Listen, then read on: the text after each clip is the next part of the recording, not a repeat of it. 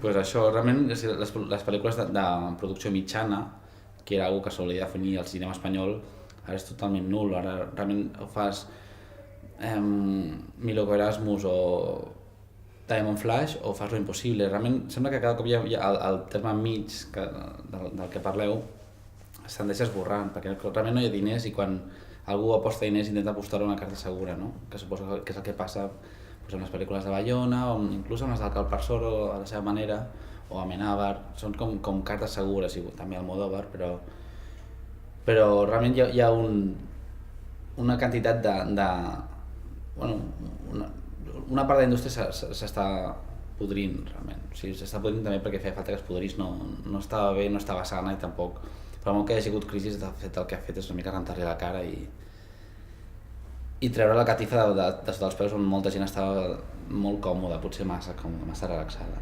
El que trobo que és interessant d'aquesta situació també és perquè sempre que fas un reset d'alguna manera surten coses interessants i coses noves. Jo trobo que tot i que desaparegui el cine al mig, no trobo que el talent es perdi o que les oportunitats es dissipin, simplement canvien.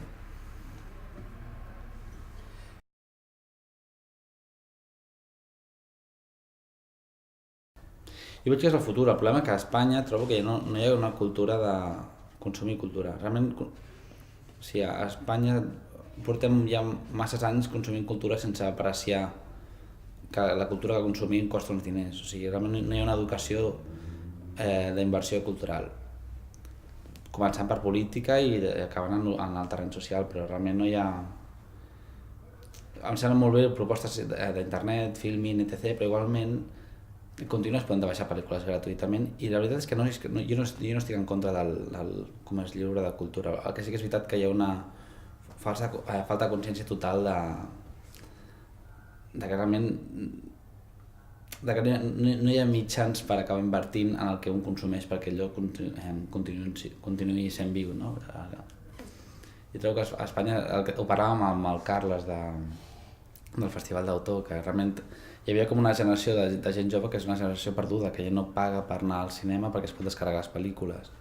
I que també és una generació que trobo que és difícil que pagui inclús per Filmin o per iTunes o per qualsevol xarxa que demani €1, perquè realment s'ha acostumat tothom a poder-ho fer de forma gratuïta. Però ja et dic que per mi no és una qüestió només de posar quotes, com altra gent potser ho diria, la Cinde o l'Albert, però realment hi ha una falta total de consciència. És com que quan un consumeix una pel·lícula americana la roba i la té gratis i és un xollo, no? És el pillatge espanyol, no? És el Lazarillo de Tormes que ens defineix, no? Que si és gratis, doncs millor. Llavors això trobo que està en la nostra gent i que és molt difícil de canviar, perquè ens canviaria així com així.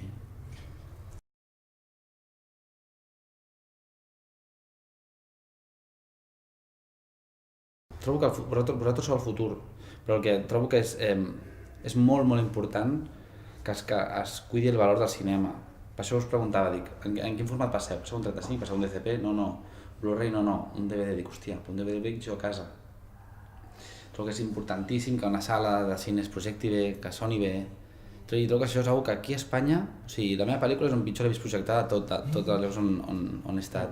Però inclús en l'estrena, vaig anar al cinema a Aribau el dia mateix de l'estrena i la còpia es veia com més desenfocada a la meitat de la pantalla, que es notava que la làmpara del projector era vella i no projectava tota la intensitat que havia de tenir, que el so a vegades no estava del tot fi, i dius, si al final un es compra una tele de puta mare a casa i té un 5.1, per què collons ha d'anar al cine a veure un DVD que el pot veure a casa? Jo el que dic és que coses com la del Fenòmena, per exemple, no sé si coneixeu el Fenòmena a Barcelona. Fenòmena, no? Fenòmena. Sí, agafen còpies originals de Tiburón, Els Goonies, Gremlins, mítiques dels 80, o còpies restaurades i les projecten en 35 amb el so com ha de ser i o sigui, les sales ho fan en una sala i fan també una cosa, un passer cada 2 mesos, també passen 2, 3 o 4 pel·lícules pel preu d'una i es peta la sala. Però perquè realment saben que el cinema s'ha de cuidar molt, perquè el problema els multisales, per exemple, és que van convertir la pantalla en una pantalla que és gairebé igual que el projector que pots tenir a casa. I aquí és on està el perill. Si el cinema no respecta a si mateix, mai sobreviurà. Que entenc que igualment molts cinemes s'han de tancar perquè és inassequible. tota aquesta infraestructura que hi ha al voltant del cine, però sobretot a mi se'm cau l'ànima al terra quan veig una pel·lícula mal projectada a Espanya, perquè entenc perfectament que algú prefereixi... O sigui, cada cop que algú fa això, llença un espectador més a veure-ho a casa, és que es veu millor. És que és trist de dir-ho, però es veu millor. Sí, a nivell de crítica sí que ha funcionat, millor que a nivell de sales, públic i tal. També suposo que és una pel·lícula que el públic al que s'adreça, més o menys, és el públic del que parlàvem abans, no? Que és el que més costa portar a les sales, llavors. Pel que són xifres, em sembla que no ha sigut un taquillazo ni va ser, sobretot perquè ens van gastar els diners que hauríem d'haver gastat en promoció en la pel·lícula, per acabar-la. Llavors, quan vam acabar la pel·lícula no tenim ni un duro per promocionar-la, llavors la gent no sabia ni que existia, així que vam fer la nostra feina amb la premsa també la va anunciar bastant, però tot i així no, suposo que no va ser suficient.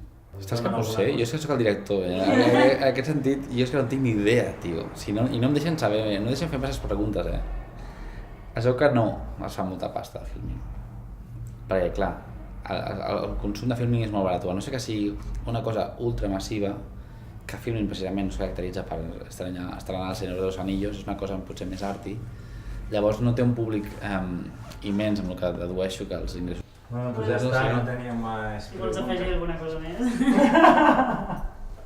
Déu-n'hi-do ja, no? L'entrevista. Sí. Bueno, adéu-siau.